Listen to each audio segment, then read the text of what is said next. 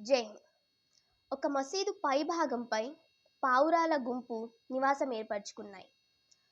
అక్కడ రంజాన్ రావడంతో దుమ్ము ధూళి మనుషుల హడావుడి అది ఉండడంతో అక్కడి నుండి పావురాల గుంపు హిందూ దేవాలయానికి వెళ్ళారు.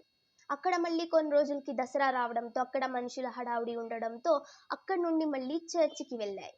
మళ్ళీ చర్చ్లో క్రిస్మస్ వచ్చింది, అక్కడ కూడా మనుషుల హడావుడి ఉంది కాబట్టి మళ్ళీ మసీదులో మకాం మార్చాయి.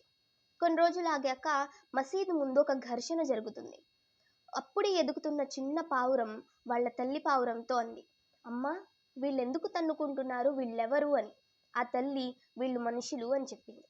మరి వీళ్ళెందుకు తన్నుకుంటున్నారు అంటే, ముస్లింలు మసీదులకి వెళ్తారు, హిందువులు దేవాలయానికి వెళ్తారు, క్రిస్టియన్లు చర్చ్కి వెళ్తారు, ఇది ఒక మత ఘర్షణలే అమ్మా అని చెప్పింది. మరి మేము కూడా మసీదులకి వెళ్తాము, దేవాలయానికి వెళ్తాము, గుళ్ళకి వెళ్తాము, చర్చ్కి వెళ్తాము, అక్కడ ఉంటాము, కొన్ని రోజులు వస్తాం కదమ్మా. మరి మేము ఎక్కడికి వెళ్ళినా పావురాలమే కదా, మరి వీళ్ళు ఎక్కడికి వెళ్ళినా మనుషులే కదా అని చెప్పింది.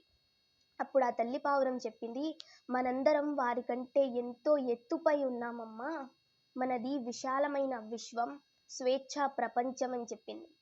అన్ని జీవుల కంటే మేధావి అయిన మానవుడు కుల మత వర్గ భేదాల యొక్క గోడలను ఏర్పరచుకున్నాడు. ఎప్పుడైతే ఈ గోడలన్నిటినీ పగలగొట్టి బయటకి వస్తాడో అప్పుడే ఆ మానవుడు మనంత ఎత్తుగా ఎగరగలుగుతాడు, అప్పుడే ఈ ఘర్షణలన్నీ అంతరిస్తాయి అని చెప్పింది. చూసారా, ఒక మూగ జీవిలో ఉన్నంత యూనిటీ మనలో ఉంటే మన భారతదేశం ఏ స్థాయిలో ఉంటుందో ఒక్కసారి ఆలోచిద్దాం. జై హింద్.